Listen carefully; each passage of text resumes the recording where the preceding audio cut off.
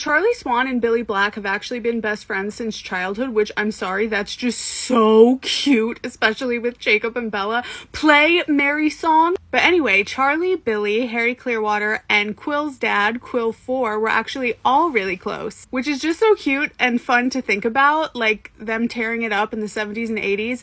What a crew they must have been. But you asked, how did they meet or become friends? So we're actually never given any specific info on that, but there is a theory I think you could easily piece together based on a couple pieces of information in the illustrated guide. Although I will say, even without this, I don't think it's weird or unheard of that they would have become friends, because Charlie is from Forks, and obviously Billy, Harry, and Quill are from La Push. Forks is such a tiny, tiny town, and La Push is nearby, and they were all the same age. It wouldn't be weird to run into each other. They could have met at like the beach or something. That's where Charlie met Renee. And I have talked about the sordid tale of Charlie and Renee. I'll link that video if you're interested. So I don't really think it's weird, but if you want to theorize, I have mentioned this before. For whatever reason, on the Atera family tree, and when I'm talking about the Ateras, I mean as in Quill Atera, Jacob's best friend, Charlie and Harry and Billy were friends with his father, and his father, Quill 4, died when he was really young, and his grandfather is Old Quill. There is a swan on their family tree, meaning Old Quill,